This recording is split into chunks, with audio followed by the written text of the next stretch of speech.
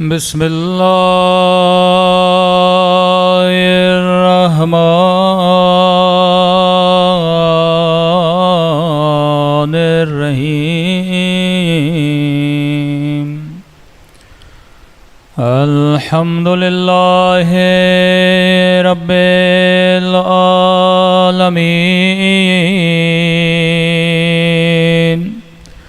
الحمد للہ کما هو أهله الصلاة والسلام على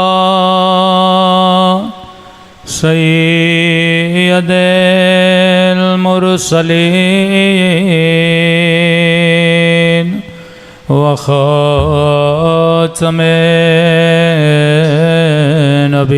النبيين أبي القاسم محمد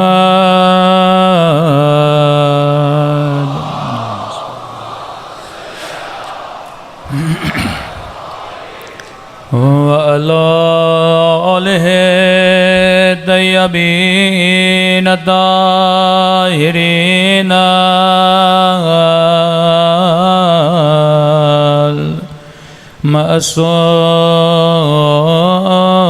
معصومین۔ سب مل کے مولا کے سلامتی کی دعا۔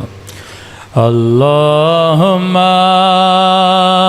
کل ولیک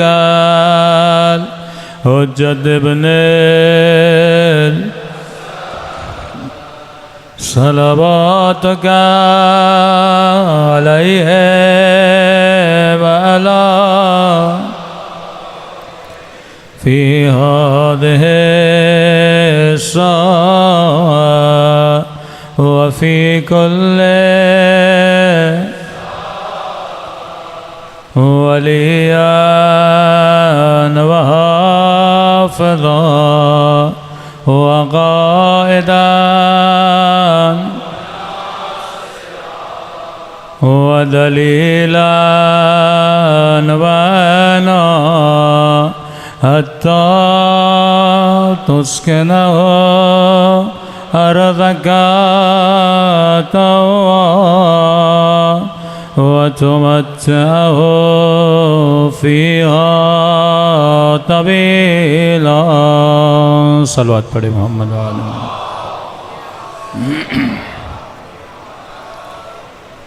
بسم اللہ الرحمن الرحیم۔ رب اشرح لی صدری ویسر لی امری واحلل عقدۃ من لسانی یفقہوا قولی۔ اما بعد فقط قال سبحانہ وتعالی فی محکم کتابہ ان فی خلق السماوات والارض واختلاف اللیل والنہار لآیات لأولی الالباب۔ صلوات پڑھے محمد وآل محمد۔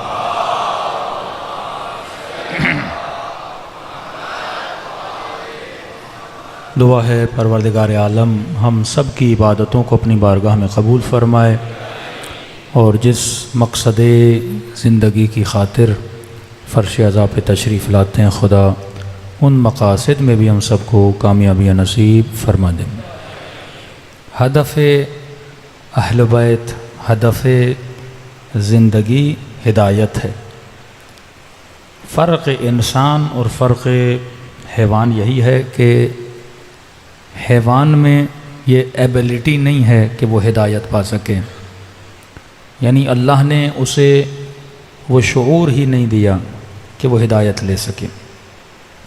آپ کسی حیوان کو اسکول میں ایڈمیشن نہیں لیتا، کوئی حیوان یونیورسٹی میں ایڈمیشن نہیں لیتا، کیونکہ وہ پاور خدا نے اسے دیا ہی نہیں ہے، وہ آلہ، وہ ٹول خدا نے اس کو دیا ہی نہیں ہے، انسان کو دیا۔ اب قیامت میں سوال بھی اسی ٹول کا ہم سے کیا جائے گا کہ جو چیز میں نے دی تھی تم نے اس کا استعمال کیسا کیا۔ کہ آپ کو بہترین گاڑی دی جائے، اب آپ اس گاڑی کا استعمال کیسے کرتے ہو، اسی طرح خدا بولے گا کہ میں نے تجھے اتنی ہائی ٹیکنالوجی والی ایک مشین دی تھی جو میں نے کسی کو نہیں دی، جبکہ دیکھو کہ تیرا بدن ہاتھی سے چھوٹا ہے، جبکہ دیکھو کہ شیر تجھ سے زیادہ طاقتور ہے، جبکہ دیکھو کہ عقاب کی نظریں تجھ سے زیادہ ہیں، جسمانی طور پہ میں نے ان سب کو تجھ سے زیادہ طاقتور بنایا ہے، لیکن وہ کون سی طاقت ہے کہ تو شیر کو پنجرے میں بند کرتا ہے؟ وہ کون سی طاقت ہے کہ ہاتھی تیرا غلامی کرتا ہے؟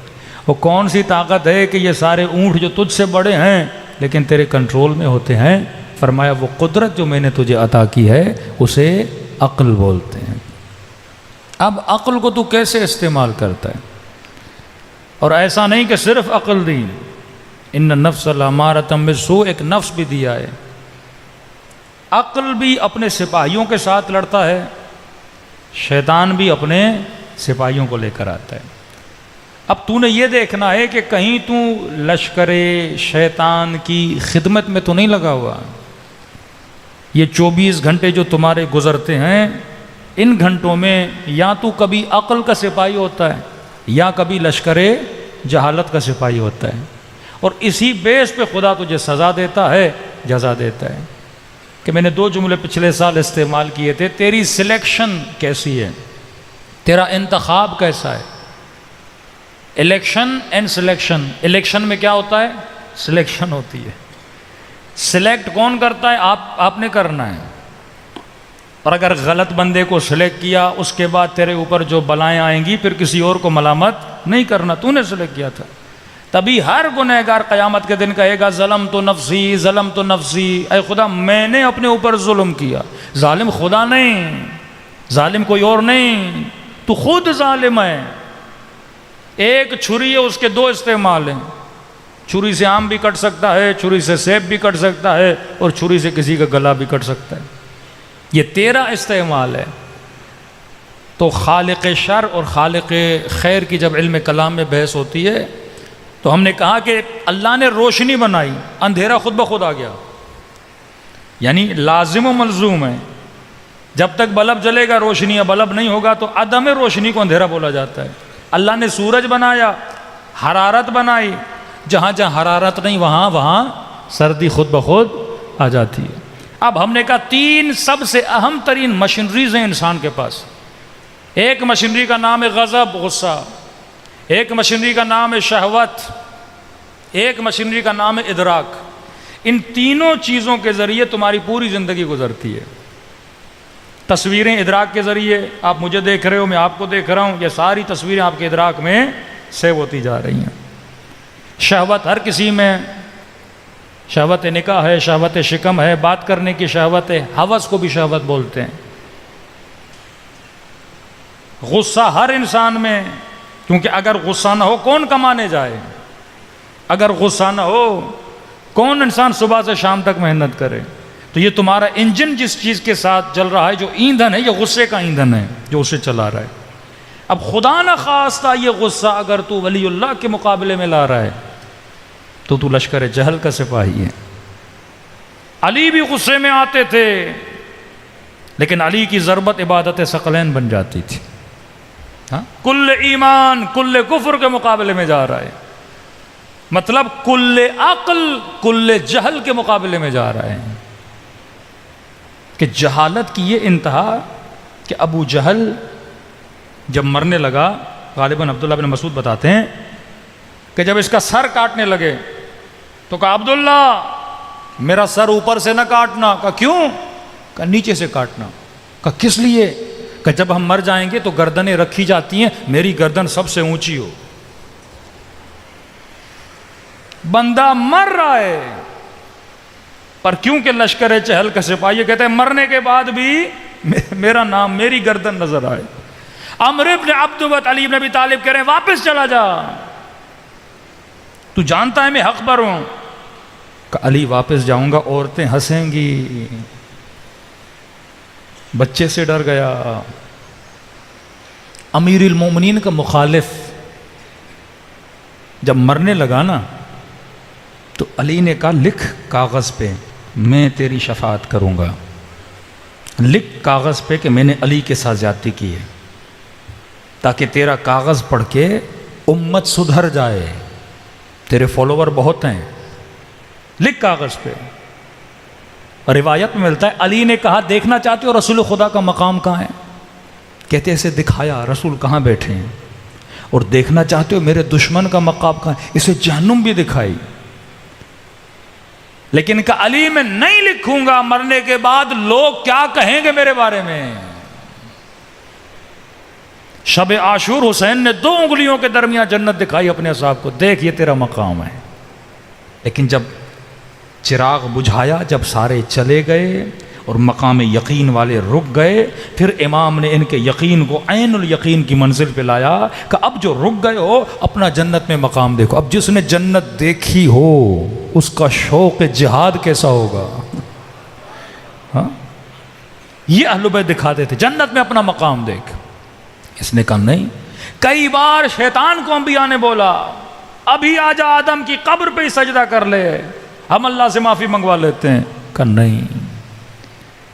یہ غصہ جب اگینسٹ عقل کے چلنے لگتا ہے انسان کی زندگی کو تباہ و برباد کر لیتا ہے۔ کس کو نہیں پتا کہ میں غلط ہوں؟ ہمیں پتا ہوتا ہے اپنی غلطیوں کا، لیکن غلطی سدھارنے کی ہمت کسی میں نہیں ہوتی۔ کیا ابن سعد کو نہیں پتا؟ جناب بی بی زینب عاشورہ کے دن جب مولا حسین کو پتھر مار رہے تھے، فرما ابن سعد تو دیکھ رہا ہے اور میرے بھائی کا گلا کٹ رہا ہے۔ رو رہا تھا جب امام حسین کو پتھر لگ رہے تھے، جانتا تھا حسین کا مقام کیا ہے۔ کہ وابنت طلقا، دیکھ رہے ہو حسین کا گلا کٹ رہا ہے، تو جانتا ہے حسین کا مقام کیا ہے۔ لیکن اگر سپاہی لشکر جہالت بن جائے تو بندہ امام کے مقابلے میں آ کے کھڑا ہو جاتا ہے۔ کہ ہم نے کہا شیطان کا سب سے بڑا ہتھیار یہ غصہ اور شہوت۔ آج معاشرے میں فلموں کو دیکھیں، ڈراموں کو دیکھیں، سب سے زیادہ جو چیز اور جس چیز کے ذریعے جوان نسل کو تباہ کیا جا رہا ہے یہی ہے۔ آج اخبار اٹھاتے ہیں، بھاولپور کی یونیورسٹی کا واقعہ آپ کے سامنے، اب 3500 یا 4500 تحقیق ہوگی سچ کیا ہے جھوٹ کیا ہے، لیکن ایف آئی آر میں تو یہی ہے نا کہ ایک یونیورسٹی کے اندر ایک retired major head of the university 3500 بچیوں کی تصویریں اس کے موبائل میں ہوں۔ کہاں جا رہا ہے معاشرہ؟ کیونکہ حکومت عقل نہیں ہے، حکومت جہل ہے۔ پروفیسرز کی، ٹیچرز کی وائس کال لیکس ہوتی ہیں، 4 نمبر اس بچی کو دینے کے لیے اس کا استفادہ کرتا ہے، اور وہ بچی 4 نمبر لینے کے لیے اپنی عفت پہ کمپرومائز کرتی ہے، کیونکہ اللہ پہ ایمان نہیں رہا، ڈگریوں پہ ایمان ہے، نوکریوں پہ ایمان ہے، بوسز کی سیلریز پہ ایمان ہے۔ حکومت خدا کا ایمان ختم ہو چکا۔ جو گناہ کر کے ڈگریاں حاصل کرے، جو گناہ کر کے سیلریز حاصل کرے، اس لقمے کو یہ اثر ہوگا؟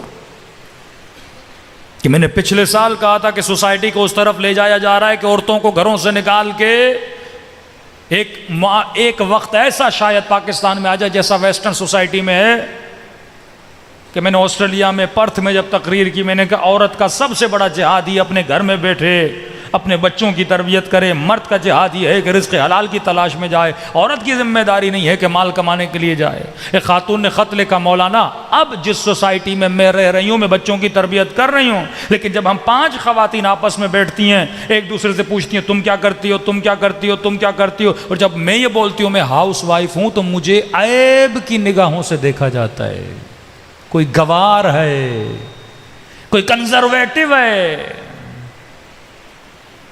کا عیب کی نگاہوں سے۔ معاشرے میں حسن اور قبیح جب جگہ بدل دیتا ہے نا، جس طرح پاکستانی معاشرے میں اگر کوئی آفیسر رشوت نہ لے تو یہ عیب ہے، عیب۔ ایف سی کا آفیسر کہتا ہے بلوچستان میں پوسٹنگ لگی مولانا، پھر کوئٹہ میں پوسٹنگ لگی، کہتے ہیں میں رشوت نہیں لیتا تھا، بارڈر پہ اتنی رشوت ہے۔ اوپر سے آفیسرز کے فون آئے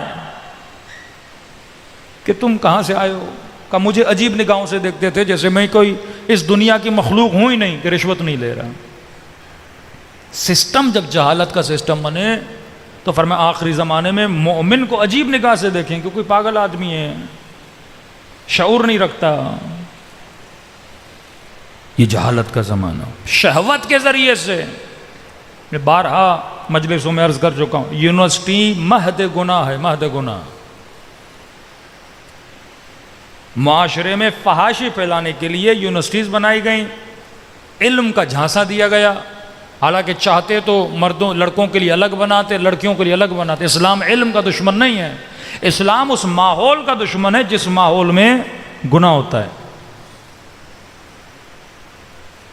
بچپن میں آپ بچیوں کو اسکول بھیجتے ہو، ہاں بچیوں کا اسکول الگ ہوتا ہے سرکاری طور پہ، 5th تک بچے بچیاں الگ ہوتے ہیں، مطلب لڑکے لڑکیاں الگ، حالانکہ بچپن میں ساتھ پڑھیں تو مسئلہ بھی نہیں ہے۔ اور جیسے بالغ ہوتے ہیں شہوت اپنے عروج پہ ہوتی ہے، سمجھو ایک بندے کے پاس پیٹرول ہے، اسے آپ وہاں بیچتے ہو کہ اگلے کے پاس تیلی ہے ماچس کی، پیٹرول اور ماچس کو ساتھ بھیج دیتے ہو۔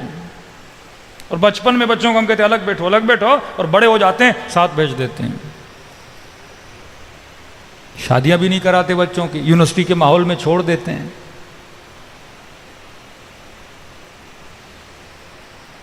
مرد کا کیا جاتا ہے؟ اکثر سوء استفادہ عورتوں کا ہوتا ہے، عزت عورت کی جاتی ہے، مرد کا کیا ہے؟ اس کا ایمان جائے گا، کیونکہ خدا عورت کے مزاج کو جانتا تھا، جس طرح خدا نے اس کی بناوٹ بنائی تھی، سینسیٹیو ہے، ایموشنل ہے، اس کے دماغ پر عقل کی حکومت کم ہے، ایموشنز کی حکومت زیادہ ہے، بقول امیر المومنین کے، بہت جلدی دھوکہ کھا جاتی ہے۔ کتنے کیسز ہیں لامحدود، آپ کے معاشرے میں سوشل میڈیا میں جا کے دیکھیے کتنے کیسز ہیں۔ 80% گناہ یونیورسٹیز میں ہوتے ہیں۔ ہاں کوئی ہو صاحب صفت یوسف، کوئی ہو عقل کی حکمرانی میں رہنے والا، جو شہوتوں میں آ کر اپنے ایمان کو تباہ و برباد نہ کرے، جو اپنے لیے ایک ایسی زوجہ کا انتخاب کرے جو اس کی نسلوں کو پروان چڑھائے، جو طیب چیزوں کے پیچھے ہو، جو خبثاء سے بچنے کی کوشش کرے۔ پھر یہ گھر میں تربیت ہو تو بچے کو بھیجو نا۔ ایک بچے کے ہاتھ میں پسٹول دو لیکن اسے چلانا نہیں آتی، وہ خود کو بھی نقصان دے گا، آپ کو بھی نقصان دے گا۔ بچے کو گاڑی دو لیکن ڈرائیونگ نہیں آتی، وہ خود کو بھی نقصان دے گا، آپ کو بھی نقصان دے گا۔ کتنے بچے عشقہائے مجازی میں، دنیا کے عشقوں میں گرفتار ہو کے ماں باپ کے نافرمان بن جاتے ہیں۔ کتنی بچیوں کے کیسز آتے ہیں، گھروں کو چھوڑ کے چلی جاتی ہیں۔ شیطان انہی چیزوں کے ذریعے۔ اب سورس آف شیطان کیا ہے؟ یہ مالدار لوگ، یہ سیٹھ لوگ، یہ بزنس مین لوگ، انہی سے یونیورسٹیز بنواتا ہے، انہی سے یہ چیزیں بنواتا ہے۔ یونیورسٹی میں سب سے زیادہ اٹریکشن جوان کے لیے کیا ہے؟ یہی تو اٹریکشن ہے۔ میں آپ کو سیدھا فارمولہ بتاتا ہوں، 2 یونیورسٹیز کھولیں، ایک یونیورسٹی میں کو ایجوکیشن رکھیں، دوسری یونیورسٹی میں الگ الگ رکھیں، داخلہ کس کا زیادہ ہوگا؟ نیچرل چیز ہے کوئی جوان اتنا متقی کہ نہیں میں اس یونیورسٹی میں جاؤں گا جہاں لڑکیاں نہیں ہوتی ہیں، یا ماحول ایسا بنایا جائے، ادب کا ماحول، اخلاق کا ماحول، واقعاً خوف خدا نہیں ہے۔ یہ وہ نظام امام زمانہ تھا۔ امام زمانہ کیا کریں گے؟ آ کر عقل کے سپاہیوں کو معاشرے پہ حاکم کریں گے۔ مولا بھی یونیورسٹی بنائیں گے لیکن اصول پروردگار عالم کا خیال رکھتے ہوئے محرم اور نامحرم کے فاصلے کو دیکھیں گے۔ یہ نہیں کہ مولا ہر چیز کو بند کر دیں گے۔ امام خمینی نے جیسے انقلاب آیا، شروع کے سالوں میں 2 سے 3 سال یونیورسٹیاں بند تھیں، اور انہوں نے حکم دیا سب کو کہ الگ سسٹم بناؤ، بچے بچیاں الگ ہوں۔ پھر عراق و ایران کی جنگ ہو گئی، پھر وہ بیمار پڑ گئے، اس کے بعد بھی ایران میں مسئولین نے یا محتمنین نے ان چیزوں کا خیال نہیں کیا۔ آج معاشرے میں دیکھے وہاں بھی تباہی ہے۔ آغائے قراتی چیختے ہیں ممبروں سے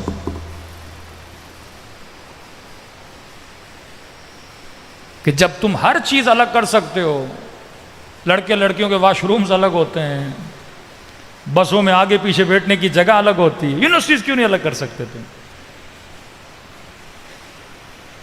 جہاں پہ جوان نے جانا ہے تو شیطان شہوت کے ذریعے گمراہ کرتا ہے، غصے کے ذریعے گمراہ کرتا ہے، ادراک کے ذریعے۔ سب سے بڑا ہتھیار شیطان کا کیا ہے؟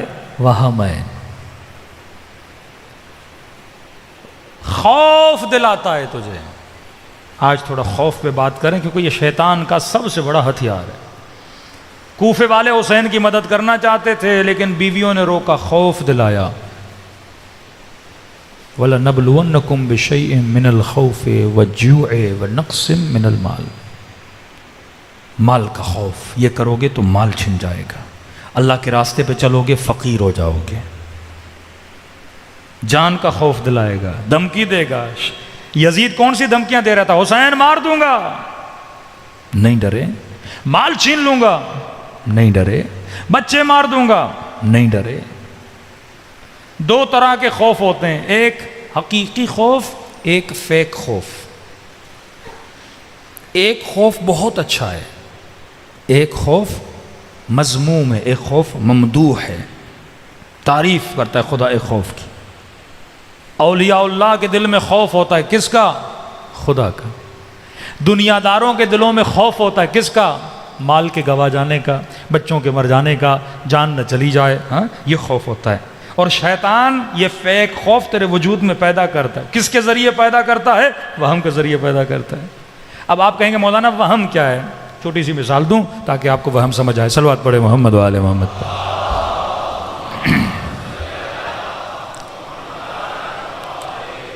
دیکھیے آپ کا ذہن، آپ کا مائنڈ، آپ کی امیجنیشن، آپ کا خیال کس طرح ورک آؤٹ کرتا ہے۔ رات کو آپ گھر کے اندر ہو، 4-5 دوست آپس میں بیٹھے ہو، ایسا ہی اچانک آپ نے جنوں کی باتیں کرنا شروع کر دی۔ فلاں کو جن لگ گیا، فلاں درگاہ پہ گئے جن لگا ہوا تھا، یہ ہوا، دادا کو جن لگا، فلاں دوست کو جن لگا، یہ ہوا یہ ہوا۔ اب باتیں ہوئیں، جانے کا وقت ہوا، دوست چلے گئے، آپ کمرے میں سکون سے سو رہے تھے، اچانک لائٹ چلی گئی، اندھیرا۔ اب گفتگو کس کی ہوئی تھی؟ جنوں کی۔ امیجنیشن فل ایکٹیو ہے۔ اب وہم آتا ہے بیچ میں، عقل کو پیچھے دھکیلتا ہے۔ اچانک بولے گا کہ اچانک آپ کو ایک آواز آنے لگی چھت سے۔ پہلا وسوسہ جو کرے گا وہم کے ذریعے، یہ نہیں بولے گا ہو سکتا ہے کوئی حشرہ ہو، کوئی کیڑا ہو، کوئی پتہ نہیں پرندہ ہو، کوئی چیز نہیں، پہلی چیز لائے گا جن ہے۔ اب جیسے وہم ایکٹیو ہوتا ہے نا، آپ اور زیادہ سینسیٹیو ہو جاتے ہو۔ پہلے آواز 10% آ رہی تھی، اب 20% آنے لگے گی، پھر رائٹ سے بھی آواز آئے گی، پھر لیفٹ سے بھی آواز آئے گی۔ اب یہاں پہ آپ کے پورے وجود پہ کون حاوی ہو گیا؟ وہم حاوی ہو گیا۔ خوف آپ کے دل میں آ گیا۔ یہ کون سا خوف ہے؟ فیک خوف ہے۔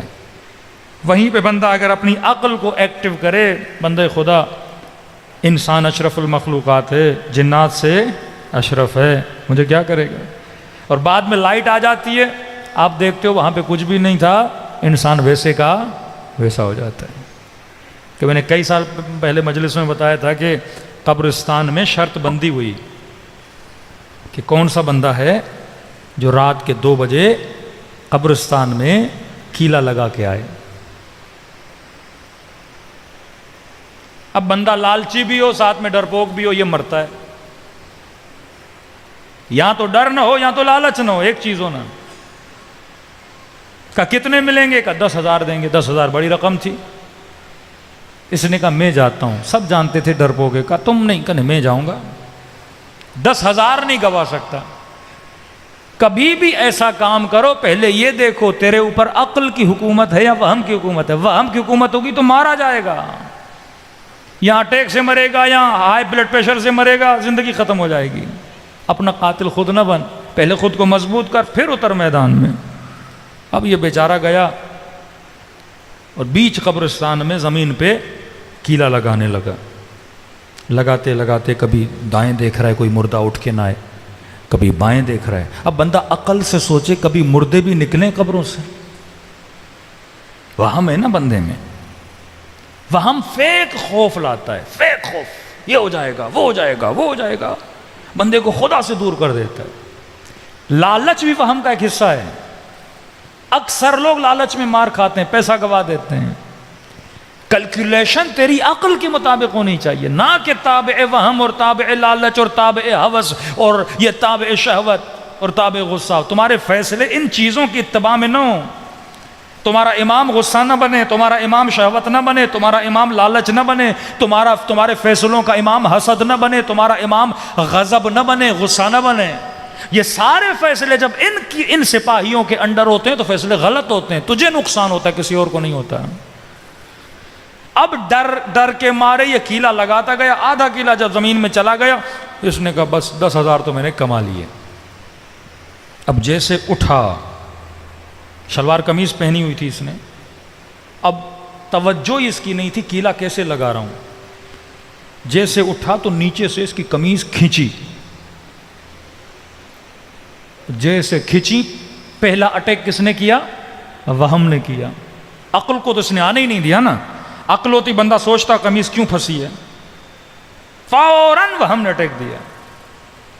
تبھی کوئی بندہ تجھے خبر بھی آ کر دے نا تیرے ہی خلاف ہو کسی کے بارے میں، فوراً برا خیال نہ کرو، معصوم فرماتے ہیں۔ سوء ظن کرنے والا شیعہ نہیں ہوتا، حسن ظن کرو، ابھی ہو سکتا ہے شاید اس کا مطلب یہ ہو، لیکن شیطان کیا کرے گا، پہلے ہی کس سپاہی کو بھیجے گا؟ برے والے کو بھیجے گا۔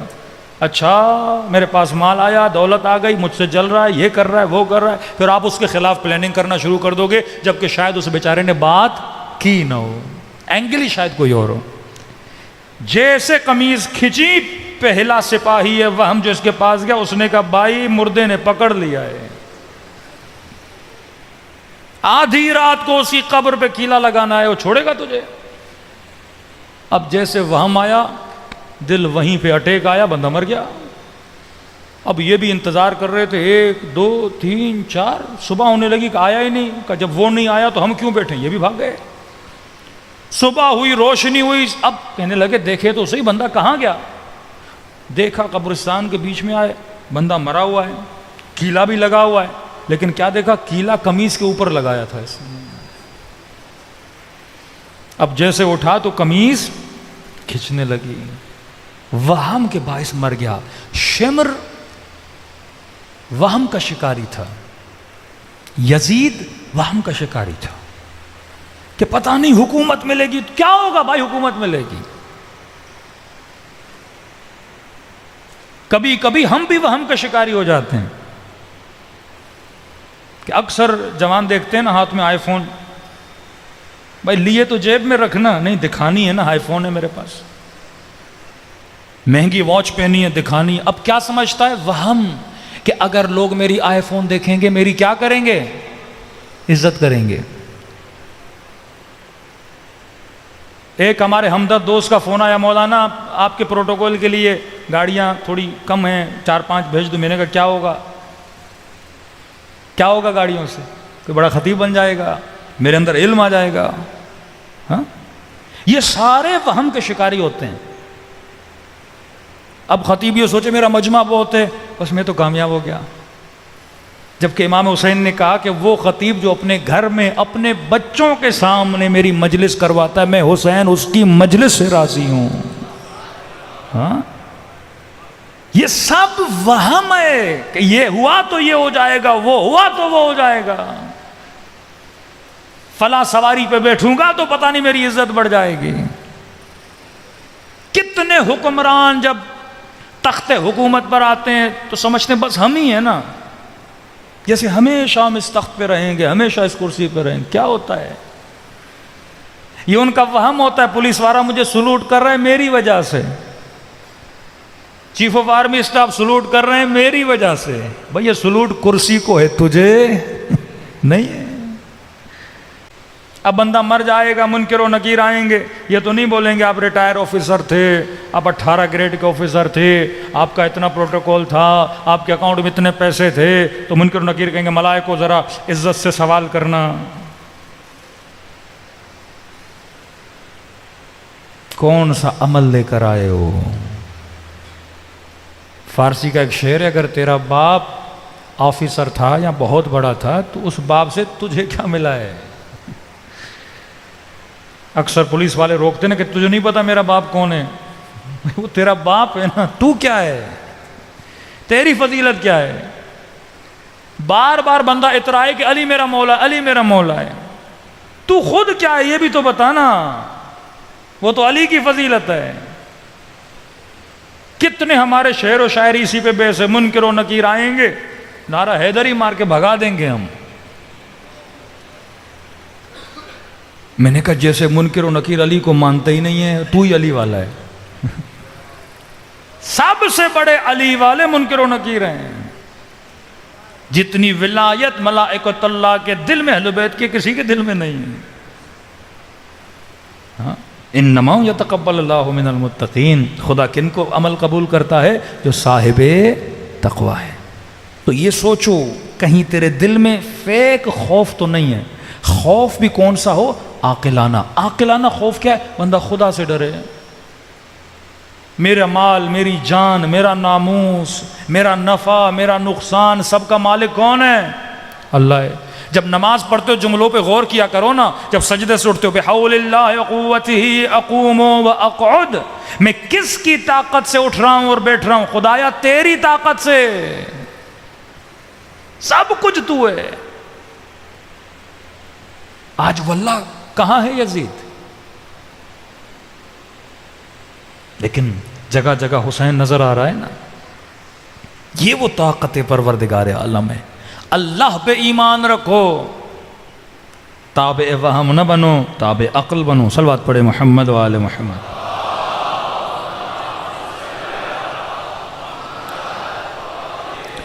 مولا علی فرماتے ہیں کہ علی کی عمر کم تھی. بہترین جملہ، غور سے سنیے. فرمایا علی کی عمر کم تھی. ایک انسان کی عمر کتنی ہوتی ہے؟ 60 سال، 70 سال، 80 سال.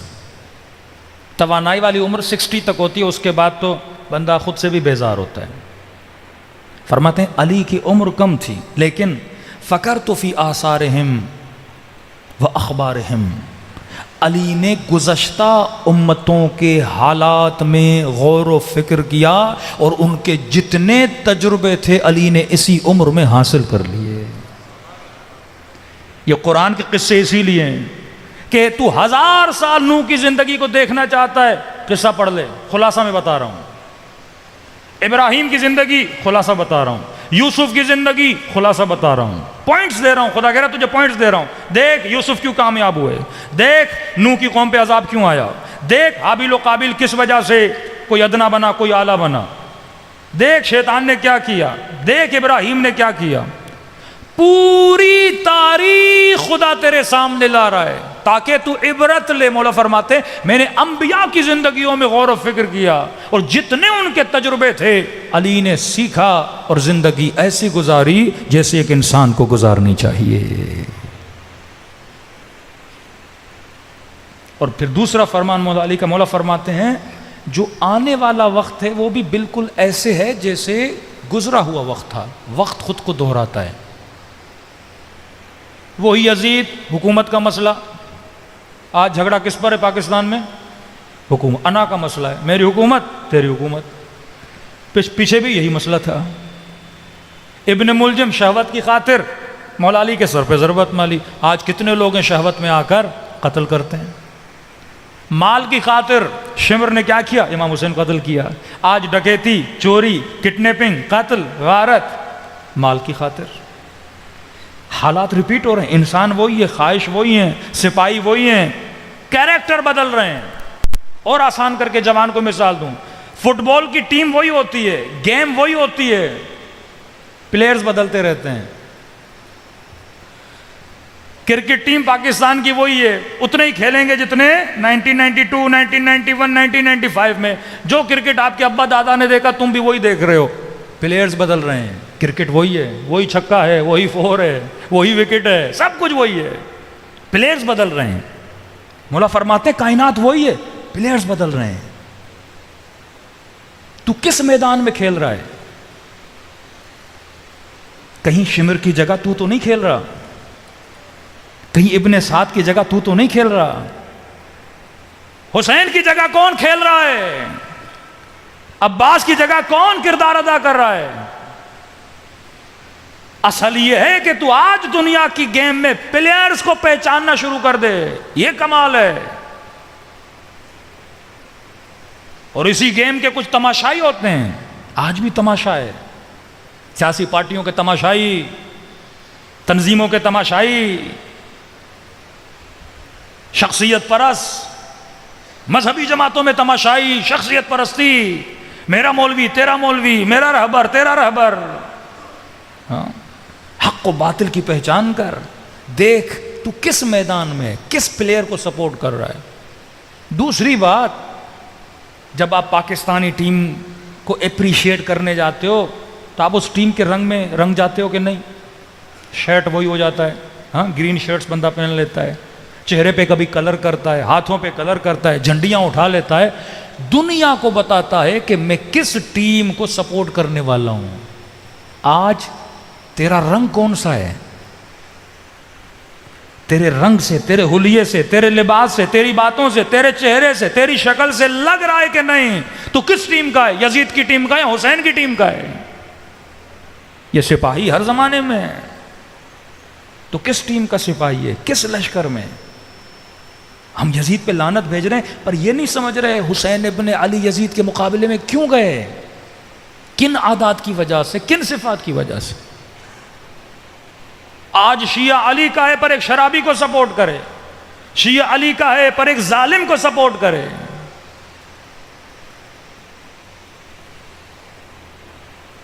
امیر المومنین فرماتے میرا بچہ بھی ہو نا نسل علی سے بھی ہو، کوئی سید بھی ہو،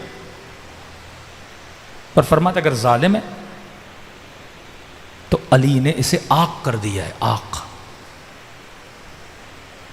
اپنے سید ہونے پہ بھی کبھی ناز نہ کرنا، سیرت علی پر ہو تو علی کے بیٹے ہو. سیرت علی نہیں آق ہے. نوح کا بیٹا تھا، خدا نے کہا تمہاری اہل سے نہیں، کیونکہ تیرے عقیدے پہ نہیں ہے، تیری سیرت پہ نہیں ہے. صلوات پڑھے محمد و آل محمد.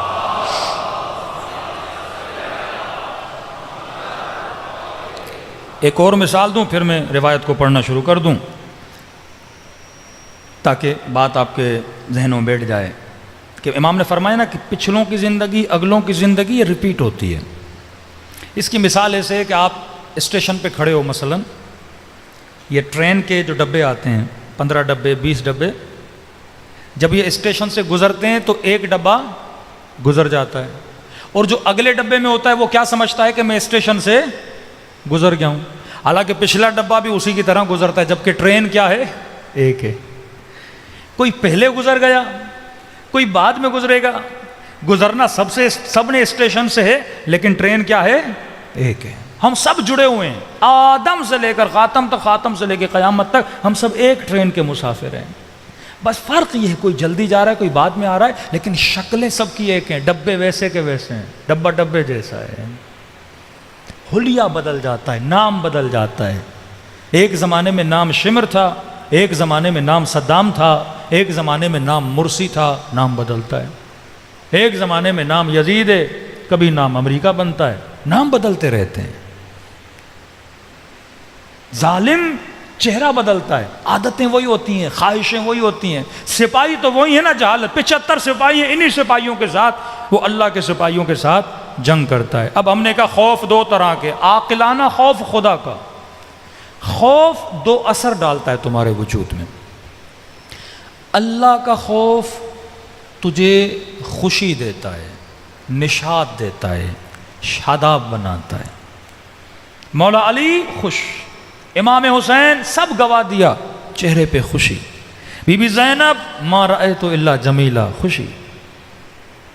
لیکن ایک دنیا کا جو خوف ہے، اہل بیت فرماتے ہیں وہ تمہارے وجود میں غم پیدا کرتا ہے. حدیث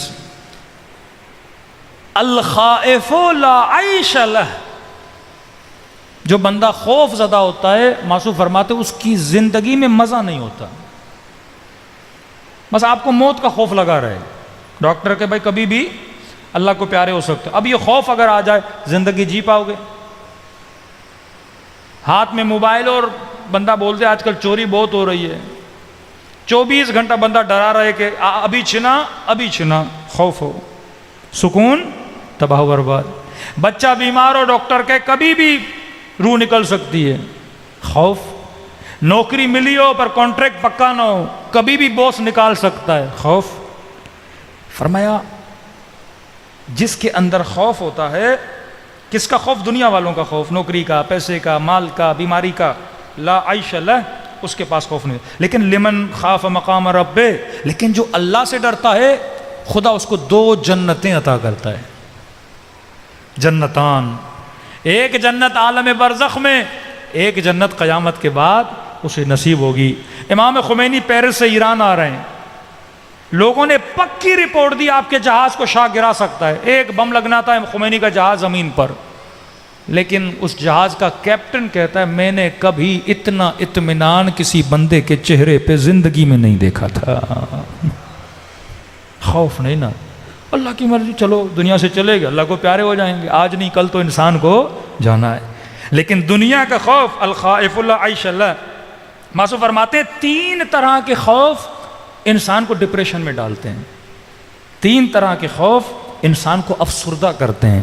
3 طرح کے خوف انسان کی زندگی کو بے جان بنا دیتے ہیں، مزہ ہی نہیں ہوتا اس بندے کی زندگی. پہلا خوف الحقد، یہ سپاہی جہالت. حقد،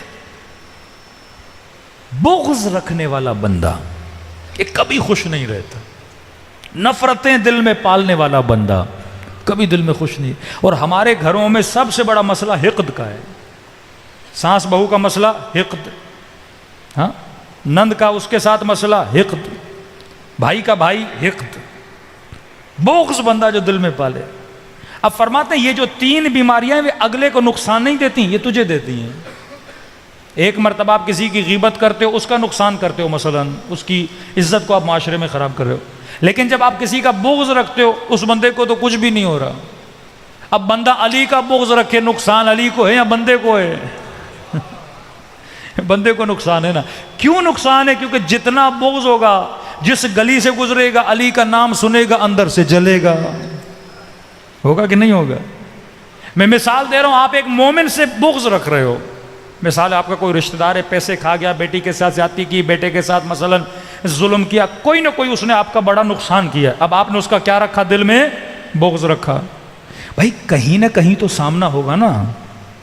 اب آ گئے امام حسین کی مجلس میں، آپ یہاں بیٹھے ہو، وہ آ کے ادھر بیٹھ گیا. اب مولانا کی مجلس بھی سن رہے ہو، جیسے اس کے چہرے پہ نگاہ پڑی، اندر جیسے کرنٹ لگ گیا بندے کے. یہ یہاں پہ کیوں آیا؟ کسی اور مجلس کا مزہ ہی اس نے خراب کر لیا.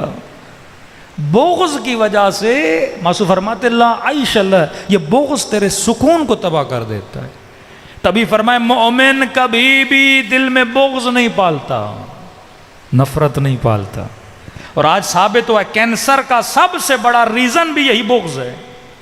کیونکہ نیگیٹو سیل جب آپ کی باڈی میں ریلیز ہوتے ہیں، آپ کے اندر ایک موڈ پیدا ہوتا ہے، فائٹ اینڈ فلائٹ کا موڈ.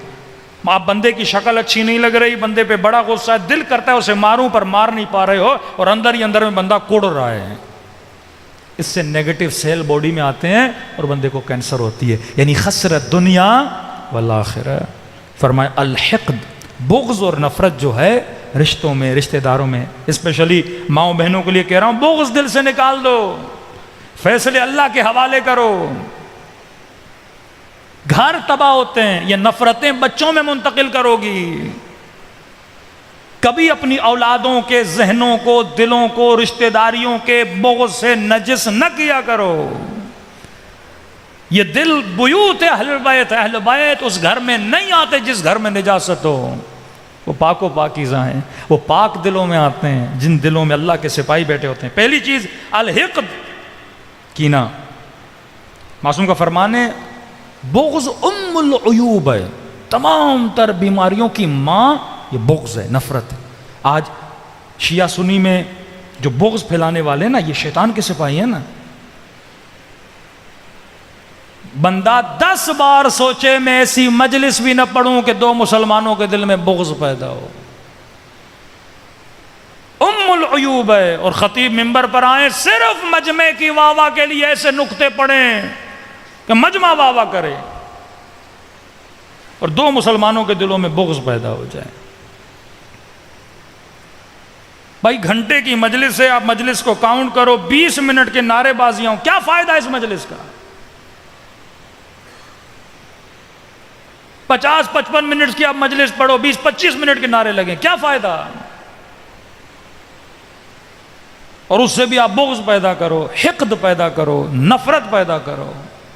واعتصموا بحبل اللہ جمیعا ولا تفرقوا، اللہ کی رسی کو تامو، تفرقہ نہ پھیلاؤ۔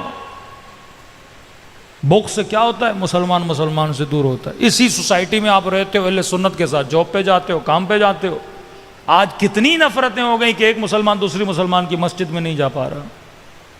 بنیاد یہ شیطان کے سپاہی، بعض مفتی، بعض ڈالر خور مفتی، بعض ریال خور مفتی مسلمانوں میں کیا پھیلاتے ہیں؟ بغض، نفرت۔ یہ بھی بغض ہے نا، مجلس میں نہ جانا، سبیل نہ پینا، نیاز نہ کھانا، بغض، اتنی نفرت پھیل، اور جھوٹ۔ فرمائیے شیطان کے سپاہی ہیں۔ پہلی چیز بغض، دوسری چیز الحسد۔ حسد بھی انسان کے، معصوم فرماتے ہیں، زندگی کو تباہ کر دیتا ہے۔ جلن، فلاں کی گاڑی کو دیکھ کے بندہ جلے، فلاں کے گھر کو دیکھ کے بندہ جلے۔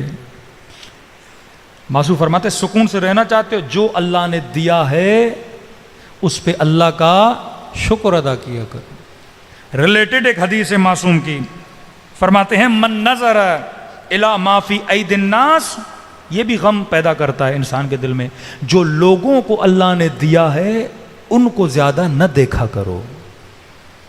کہ میں ہمیشہ جملہ کہتا ہوں، کسی امیر کے گھر کو دیکھ کر اپنی غریبانہ جھوپڑی کو نہ گرایا کرو۔ اتنا بڑا گھر، اتنی گاڑیاں، اتنا بینک بیلنس کا نہیں، لوگوں کے مال میں آنکھ نہ رکھا کرو، ضد نہ کیا کرو اس نے یہ گاڑی لی میں لوں گا، اس نے یہ گھر لیا۔ دوڑتے رہو گے، دل میں حسد پیدا ہوگا، حسرت پیدا ہوگی، تیرا سکون تباہ ہو جائے گا۔ 1 لاکھ بھی سیلری ہو جائے گی نا، اللہ کا شکر ہو، اچھا تو اس کو 2 لاکھ ملی، سکون تباہ۔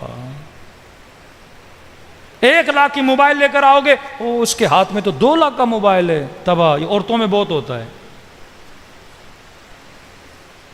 اب شوہر کے پاس جتنا ہے، جتنا دے رہا ہے، اللہ کا شکر ادا کرو۔ ایک سونے کی انگوٹھی دی کو، اللہ کا شکر ہے۔ اب کسی کی شادی میں جائے گی، دیکھے کہ اس نے سونے کا سیٹ پہنا ہوا، اگلی عورت نے، پوری شادی اس کی خناس بن جاتی ہے۔ گھر آتی ہے، ہوا کیا؟ کھانا نہیں ملا، کیا ہوا؟ اگلے کے مال پہ نگاہ پڑ گئی، سکون تباہ۔ جوان یونیورسٹی جا رہا ہے، اگلے کے کپڑوں کو دیکھ کے حسرت کھا رہا ہے، اگلے کی گاڑی کو دیکھ کر حسرت کھا رہا ہے۔ باپ سے غصہ ہو رہا ہے، میں بائک پہ جاتا ہوں، وہ گاڑی پہ آتے ہیں، بھائی تیری اوقات بائک کی ہے، خوش رہے، پیدل نہیں جا رہا نا، اللہ کا شکر ادا کر۔ علم حاصل کرنے جا رہے ہو نا، دیکھا دیکھی کے لیے جا رہے ہو، زندگیاں تباہ ہو جاتی ہیں۔ شادی کی ہے، جو اللہ نے بیوی دی اس پہ خوش رہے، دوسروں کی بیویوں کو دیکھ کے بندہ حسرت کھاتا رہے، یہ تباہ ہو جاتا ہے معاشرہ۔ یہ نگاہ مال میں، نگاہ چہرے پر، نگاہ شہرت پر، نگاہ ہر کسی پہ دوسروں کی حسرت نہ کھایا کرو۔ جو اللہ معصوم فارمولہ بتاتے ہیں، فرماتے ہیں اگر خدا کے شاکر بننا چاہتے ہو نا، اوپر نہ دیکھا کرو، نیچے دیکھا کرو، ورنہ کبھی اپنی چمڑی بھی تجھے اچھی نہیں لگے گی۔ کل انگریزوں کو وہ تو گورے ہیں، میں گورا نہیں، وہ لمبا ہے، میں لمبا نہیں، فلاں یہ گاڑی ہے، یہ گاڑی نہیں، کبھی زندگی میں کیا نہیں ملے گا؟ سکون نہیں ملے گا۔ 70% اس وقت معاشرہ بیماری میں مبتلا ہے، 70%۔ ایک پوری مجلس ہو سکتی ہے سوشل میڈیا پہ۔ ایک ریسرچ بتا رہا ہوں، UK کی، کینیڈا کی، یورپ کی، کہ اکثر وہاں کی نوجوان نسل ڈپریشن میں چلی گئی۔ انہوں نے ریسرچ کی ہے، گاڑی ہے، پیسہ ہے، مال ہے، گھر ہے، جاب ہے، یہ ڈپریشن میں کیوں جا رہے ہیں لوگ؟ پتا چلا کہ انسٹاگرام استعمال کرنے سے ڈپریشن میں چلے گئے۔ بھائی کیوں؟ کیونکہ انسٹاگرام فلٹر لگاتا ہے، ٹیڑھی پھیڑی شکل کو بھی خوبصورت کر دیتا ہے۔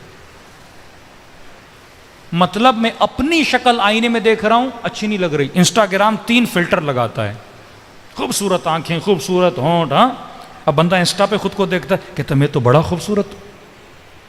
یہ اکثر خواتین فوٹو نکالتی نا، 3 فلٹر لگا دیتی ہیں۔ ہاں، جوانوں میں بھی بیماری آ گئی، یہ پہلے عورتوں کا مسئلہ تھا، اب مرد اور عورت کا تو پتہ ہی نہیں لگتا نا، 4 فلٹر لگا کے اب ہم بڑے خوبصورت ہو گئے۔ کہتے ہیں ڈپریشن کیوں ہو رہا ہے؟ فلٹر لگاتی ہے، صبح آئینے کے سامنے جاتی ہے، کہتی یہ کون ہے؟ اب خود کو فلٹر میں دیکھ رہا ہے نا بندہ۔ اکثر آئی فون میں کیا ہوتا ہے؟ فلٹر ہوتا ہے، یا کیا زبردست پکچر آئی ہے، اور فلٹر والی ہے، بندے خدا تو ایسا ہے ہی نہیں۔ تین فلٹر لگا کے اپنے فوٹو نکالتا ہے. اب جب ڈیلی خود کو دیکھتا ہے تو اپنی شکل اس کو اچھی نہیں لگتی. عدم رضایتی، سیٹسفائی نہیں ہوتا اپنی شکل سے. پھر جب ان سیٹسفائی ہوتا ہے پھر میک اپ کے پیچھے جاتا ہے. پھر جب ان سیٹسفائی ہوتا ہے پھر شکل کی سرجری شروع ہو جاتی ہے. ہونٹ یہ نہیں، ناک یہ نہیں، ہاں گال ایسے نہیں ہونے چاہیے. بیوی کی شکل سے راضی نہیں ہوتا کیونکہ ادھر ادھر دیکھ رہا ہے، ادھر ادھر دیکھ رہا ہے. پوری زندگی عدم اطمینان سے اس کی گزرتی ہے. اب کہتا ہے مجھے سکون نہیں ملا مولانا، کوئی وظیفہ کوئی دعا نہیں. بندے خدا، جب تو جہالت کے سپاہیوں میں شمار ہو جائے گا کہاں ملے گا تجھے سکون؟ جب شمر کو نہیں ملا تجھے کیسے ملے گا؟ اب معصوم فارمولہ بتاتے ہیں، فرماتے ہیں اگر شاکر بننا چاہتے ہو اوپر نہ دیکھا کرو، نیچے دیکھا کرو. صحت کی قدر کرنی ہے نا، مہینے میں ایک بار ہاسپٹل چلے جاؤ. زندگی کی قدر کرنی ہے نا، ہفتے میں ایک بار قبرستان چلے جاؤ.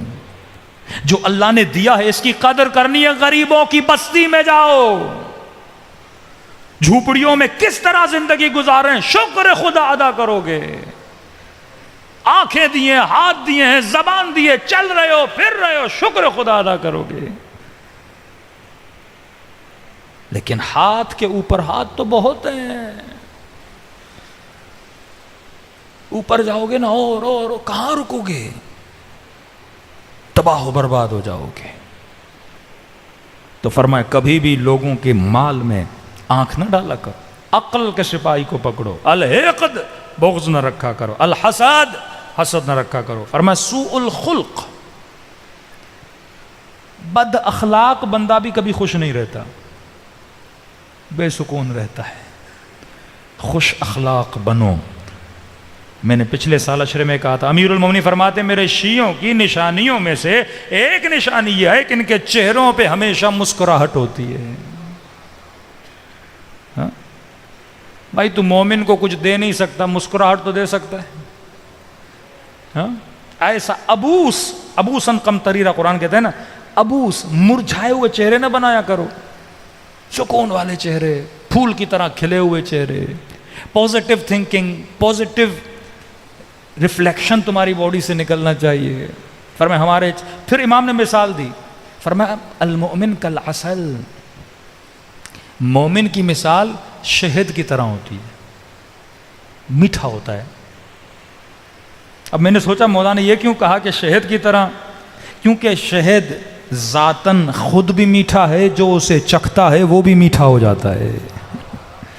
کہ مومن ایسے ہوتا ہے، خود بھی اندر سے میٹھا اور جس بھی محفل میں بیٹھتا ہے مٹھاس پھیلاتا ہے. لیکن فاسق و منافق، بدبخت، جہالت کے لشکروں پہ چلنے والا، چار لوگوں کا موڈ اچھا ہوگا، یہ بیٹھے گا سب کا موڈ ہی خراب کر دے گا. یہ علی والا ہوتا ہی نہیں. بچے والدین کے چہروں کو دیکھنے کے مشتاق ہوں کہ بابا کب آئے میں اس سے ملوں، اماں کب آئے میں اس سے ملوں. لیکن آج بعض بچے کہتے ہیں مولانا باپ سے ہی خوف آتا ہے ہمیں. مرد کا اخلاق گھر میں اچھا ہونا چاہیے. یہ نہیں کہ مولانا میں بڑا روبسٹ ہوں، بیوی بڑی ڈرتی ہے. بندے خدا تو دیوے تجھ سے کوئی ڈرے. محبت کریں، وہ محبت جو اہل بیت کے گھر میں موجود تھی.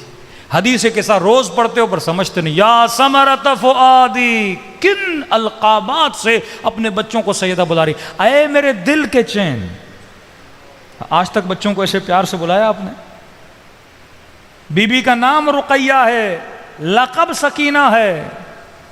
یا سکینہ تو ابھی القاب سے بلاتے تھے. اے بابا کے دل کی چین. زینب، اے اپنے باپ کی زینت. کیسے نام رکھیں، پیار بھرے نام. نام میں بڑا اثر ہوتا ہے، بلانے میں بڑا اثر ہوتا ہے. آپ ایک آدمی کا غصہ 1 منٹ میں ٹھنڈا کر سکتے ہو اگر اسے اچھے نام سے بلاؤ، اچھے القاب سے پکارو، اس کی 2 جملہ تعریف کر دو، بندے کا مزاج بدل جاتا ہے. لیکن ہم اتنے کنجوس ہیں، 2 جملے تعریف کے ہمیں نہیں بولے جاتے. گھر میں ماں کے ساتھ، بیوی کے ساتھ، بچوں کے ساتھ. ہاں ایک جوان کہہ رہے مولانا میرا بڑا دل کرتا ہے اپنے باپ کا ہاتھ چوموں. میں نے کہا جاؤ. نہیں، شرم آتی ہے مولانا. یہ غیر عاقلانہ شرم ہے. عقل جب حکم کر رہا ہے کہ ماں کے پاؤں میں جنت ہے، ہاں، باپ کے ہاتھ چومنا عبادت ہے، کیوں اس عبادت سے خود کو محروم کر رہے ہو؟ ایک فضول قسم کی شرم، ایک فضول قسم کا خوف جس میں شیطان نے تجھے کیا کیا ہے؟ مبتلا کیا ہوا ہے. کبھی شرم نہ کیا کرو. کہ مولانا اللہ کی دربار میں راز و نیاز کرتا ہوں روتے ہوئے کیوں روتے ہوئے تجھے شرم آتی ہے؟ کہ لوگ بیٹھ کوئی بات نہیں، کوئی دیکھ بھی رہا ہے. کیوں فرمایا غم حسین میں رونا نہیں آ رہا، رونے جیسی شکل؟ شرم نہ کیا کرو رونے میں. کہ اللہ کی آواز آئی اے میرے حبیب پیغام دے کہ مجھے گنہگاروں کے رونے کی آواز اپنے ملائکوں کی تسبیح سے زیادہ پسند ہے. وہ خدا تیرا عاشق ہے، اہل بیت ہمارے عاشق ہیں. جب تک اس دماغ کو، اس عقل کو بندہ صحیح استعمال نہیں کرے گا تب تک انسان کی زندگی آباد نہیں ہوتی. بس ایک فرمان ربط مصیبت، دو چیزیں اور انسان کو غمگین کرتی ہیں. فرمایا پہلی چیز رب شہوت ساعت تورث الحزن. معصوم فرماتے ہیں کبھی کبھی لمحے کی شہوت انسان کو غمگین کر دیتی. چھٹے امام فرماتے ہیں نگاہ حرام حسرت کے علاوہ تیرے دل میں کچھ پیدا نہیں کرتی. اب یہ جوانوں کے لیے، آپ ایک حسین چہرے کو دیکھ رہے ہو، معصوم فرماتے ہیں اس کو دیکھنے سے کیا پیدا ہوگا؟ حسرت. بڑی گاڑی دیکھ رہے ہو، کیا پیدا ہوگا؟ حسرت. بینک جا رہے ہو، اربوں روپے پڑے ہوئے دیکھے جا رہے ہو، کیا پیدا ہوگا؟ حسرت. فرماتے ہیں حسرت تجھے غمگین بنا دے گی، کیونکہ دیکھنے کے بعد تو اسے حاصل کرنا چاہے گا، اور وہ حاصل نہیں ہوگا جس کی وجہ سے کیا پیدا ہوگا؟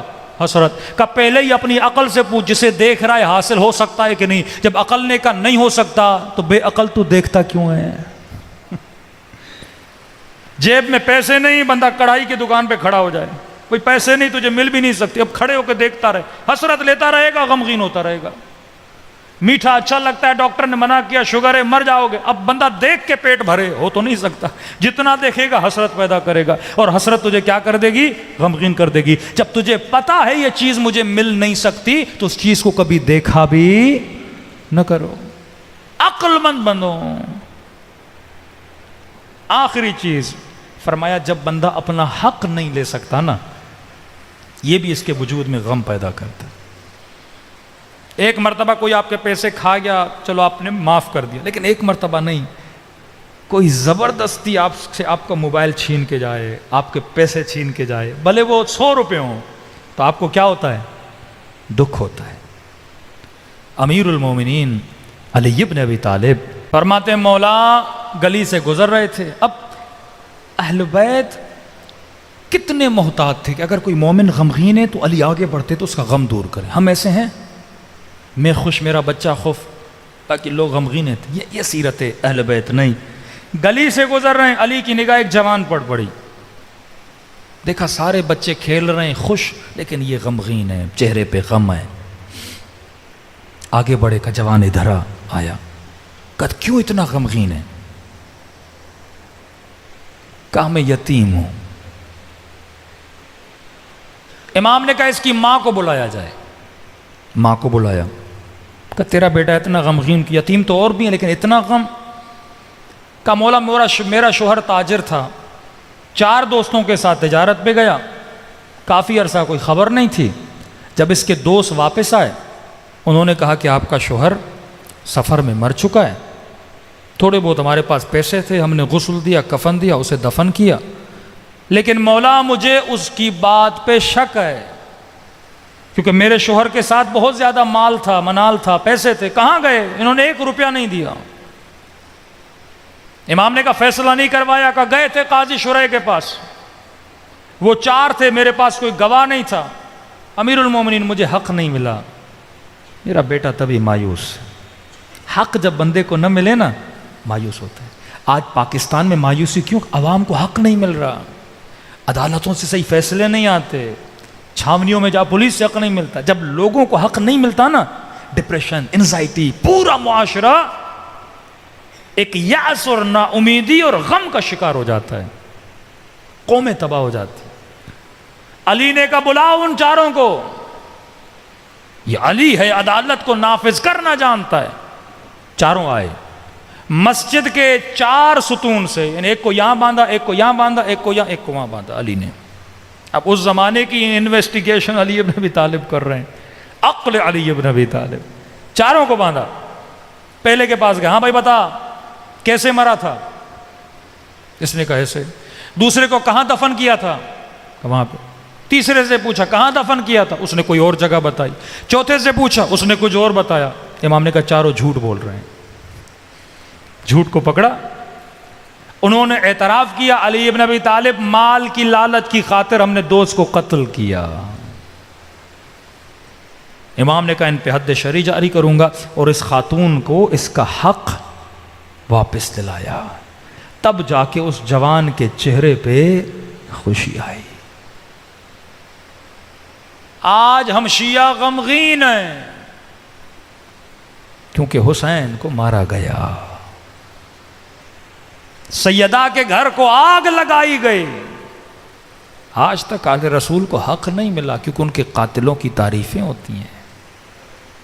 فرمایا خوشی کب ملے گی؟ یہ خوشی کا جب فرزند زہرا کا ظہور ہوگا، جب حق حقدار کو واپس ملے گا، تب مومنوں کے لیے خوشی کا دن ہوگا. لیکن فرمایا مومن جس کے دل میں خوف خدا ہے یہ بانشات رہتا ہے، کیونکہ کب موت آتی ہے کیا ہوتا ہے اس سے پرواہ نہیں ہوتی. یہ ڈرتا ہے تو اللہ سے ڈرتا ہے. اصل خوف جہنم کا خوف ہے، جہنم کی آگ کا خوف ہے. ایک روایت پڑھ رہا تھا، اس میں لکھا تھا کچھ اپنے، غیروں کی بات نہیں کر رہا، کچھ بے عمل شیعہ 300 سال عالم برزخ میں جلتے رہیں گے. 300 سال. 300 سال کے بعد خدا اہل بیت کو اجازت دے گا کہ اب اس کی شفاعت کر سکتے ہو. شفاعت تو ہونی ہے نا، لیکن کتنے سال بعد؟ تو فرمایا آؤ مجلس حسین میں توبہ کرو اپنے گناہوں سے، خطاؤں سے. خدا کہتا ہے جب تک زندہ ہو مہلت ہے، روح نکل گئی مہلت ختم. اور فرمایا ایسا واسطہ حسین جیسا، یہیں پہ شفاعت لو نا، منتظر کیوں کہ برزخ میں شفاعت؟ یہیں اس مجلس حسین میں IRC کی امام بارگاہ میں امام حسین کے آنسوؤں کے ذریعے سے شفاعت لو اور جنت حاصل کرو. کہ خدا یہ بری عادت، یہ گناہ آج کے بعد ترک کروں گا، عاقلانہ زندگی گزاروں گا. فرمایا جنت تیری ہے، دیر یا زود ہر کسی نے دنیا سے جانا ہے. فرمایا مچھر کے پر کے برابر بھی اگر پلکیں گیلی ہو جائیں خدا اس کا اجر بھی ضائع نہیں کرتا. دلوں کو کربلا لے چلیں، خلوص دل سے اپنے مولا کو سلام کریں. السلام علی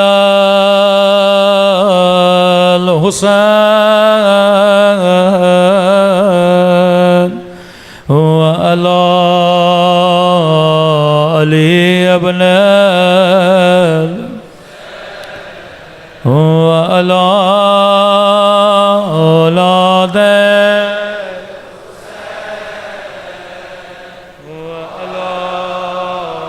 صحابہ. بلند آواز سے السلام علی وعلی علی ابن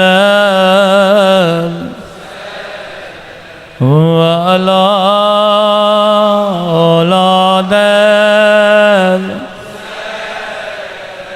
وعلی صحابہ.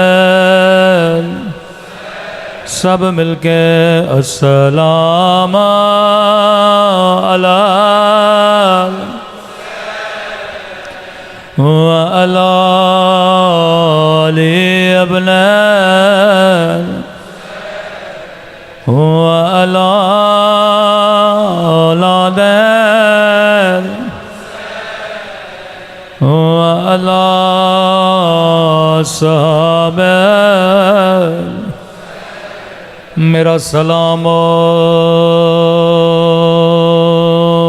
ٹوٹی ہوئی پسلیوں پہ،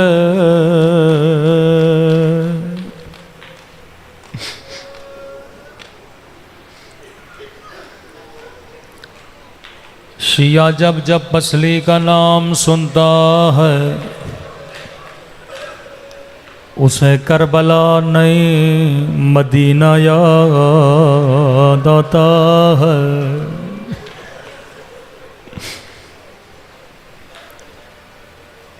میرا سلام کربلا کے اس یتیم پہ جس کے دائیں طرف کی پسلیاں بائیں طرف چلے گئے اور بائیں طرف کی پسلیاں دائیں طرف چلے گئے۔ اہل بیت کے یہاں پسلیوں کی مصیبت کا ذکر بڑا پرانا ہے۔ سنو گے کتنی پسلیاں کہاں کہاں کب کب ٹوٹیں۔ پہلی پسلی مدینے کی ایک گلی تھی، ایک دروازے کو آگ لگی تھی۔ میرے چھٹے امام فرماتے دروازے میں لوہے کا کیلا تھا۔ امام حسن فرماتے تھا کہ تو میرے اصلی مصائب کیوں نہیں پڑھتا؟ کہنے لگا مولا میں نے آپ کے سارے مصائب پڑھے۔ امام نے کہا شیعوں کو میرے اصلی مصائب سنا۔ مولا اصلی مصائب کیا ہے؟ رو کے کہنے لگے میرے اصلی مصائب مدینے کی گلی میں ہے۔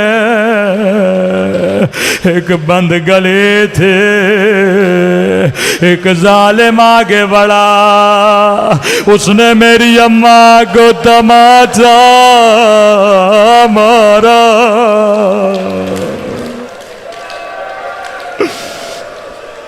حسین چھوٹا تھا میں بڑا تھا، مدینے کی گلیوں میں فریادیں کر رہا تھا، کوئی آئے میری اماں کو بچا لے۔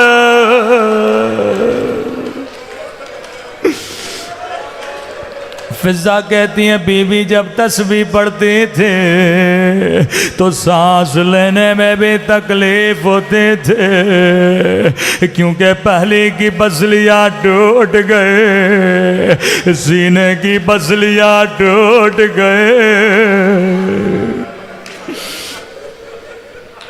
دوسری پسلی کب ٹوٹے؟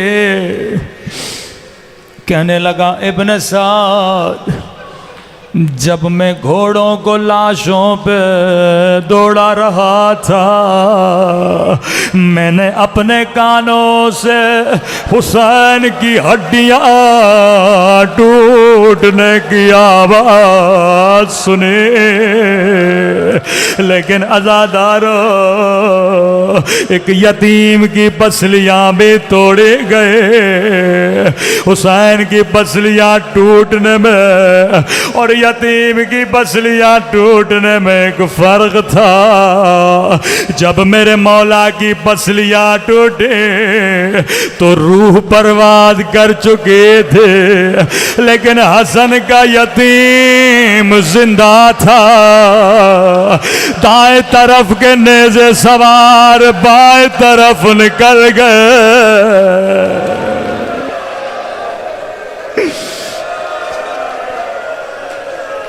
اللہ جانے امام حسن پہ کیا گزرے، بچپن میں اماں کی پسلیاں، کربلا میں بیٹے کی پسلیاں۔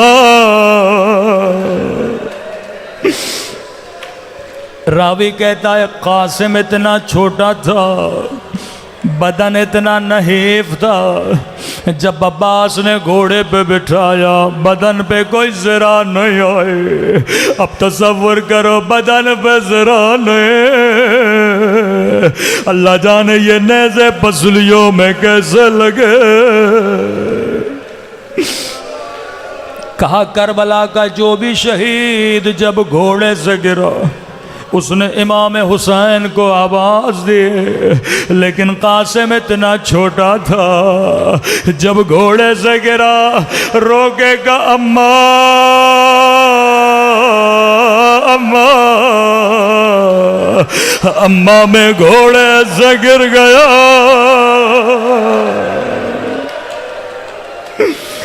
امام حسین دوڑے دوڑے میدان میں پہنچے.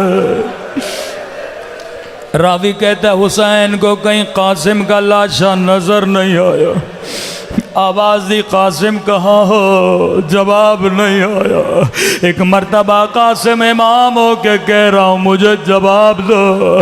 دائیں طرف سے آواز آئی جی میرے مولا, بائیں طرف سے آواز آئی جی میرے مولا. حسین نے ابا کا دامن بچھایا, کٹی ہوئی انگلیاں اٹھائے, کٹے ہوئے گوشت کے ٹکڑے اٹھائے, گٹھڑی کو باندھا, نجف کی طرف منہ کیا, کہنے لگے بابا علی خیبر فتح کرنا آسان ہے, خندق فتح کرنا آسان ہے, لیکن بابا یتیم کی لاش اٹھانا بڑا مشکل ہے.